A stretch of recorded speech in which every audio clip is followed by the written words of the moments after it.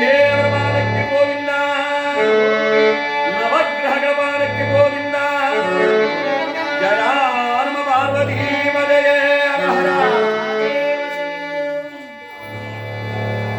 ಕೀರ್ತನಾರಂಭ ಕಾಲದಲ್ಲಿ ಪ್ರಾಜ್ಞ ಮಹಿಳೆಯರಾಗ್ತಕ್ಕಂಥವರು ಕೃಷ್ಣ, ಹೇ ಕೃಷ್ಣ, ಮುಕುಂದ, ಕೇಶವ, ಅಚ್ಯುತ, ಅನಂತ, ಭಗವಂತ ಎಂಬುದಾಗಿ ಹಲವಾರು ಕೀರ್ತಿಗಳಿಂದ ಕೀರ್ತಿಸಿ ಆರಾಧಿಸಿ ಭಗವಂತನನ್ನ ಭಜಿಸಿ ಭಜನೆ ಮಾಡುವುದಕ್ಕೆ ಹರಿಕಥಾ ಎಂಬುದಾಗಿ ಯಾವ ಮಹಾಜ್ಞಾನಿಗಳು ಅಪ್ಪಣೆ ಮಾಡಿದ್ದಾರೆ. ಅಂದಮೇಲೆ ಮಾನವನ ಹುಟ್ಟಿದ ಮೇಲೆ ಅನೇಕ ವಿಚಾರವನ್ನು ನಾವು ಅರ್ಥ ಮಾಡ್ಕೋಬೇಕಾಗಿದೆ. ನಾನು ಯಾತಕ್ಕಾಗಿ ಹುಟ್ಟಿದ್ದೇನೆ, ಮತ್ತೆ ನಾನು ಎಲ್ಲಿಗೆ ಹೋಗ್ತೇನೆ, ಈ ಬಂದು ಹೋಗುವ ನಡುವೆ ಅದರ ಸಂಬಂಧವೇನು, ಇದನ್ನೆಲ್ಲ ಅರ್ಥ ಮಾಡ್ಕೋಬೇಕಾದ ಮನುಷ್ಯನ ಕರ್ತವ್ಯ. ಅದನ್ನು ಅರ್ಥ ಮಾಡ್ಕೋಬೇಕಾದ್ರೆ ಮನುಷ್ಯನಿಗೆ ಜ್ಞಾನ ಅಂತ ತಿಳ್ಬೇಕು. ಇದು ಯಾವ ಅಂಗಡಿನೂ ಮಾರುವಂಥ ವಸ್ತುವಲ್ಲ, ಯಾವ ಮಾರ್ಕೆಟ್ಗೆ ಹೋಗಿ ದುಡ್ಡು ಕೊಟ್ಟು ತಗೊಳ್ಳೋಕೆ ಸಾಧ್ಯವಿಲ್ಲ.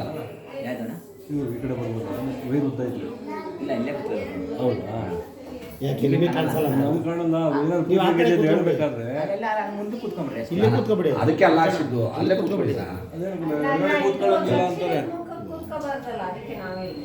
ಹಿಂಗೆ ಪರಮಾತ್ಮ ಕಡೆ ಮುಖ ಹಾಕೊಂಡು ಕೂತ್ಕೊಳ್ಳಿ, ಅದಕ್ಕೇನಂತೆ. ಹೌದೌದು, ಎದುರು ಕೂತಿದ್ರೆ ಅದಕ್ಕೆ ಇದು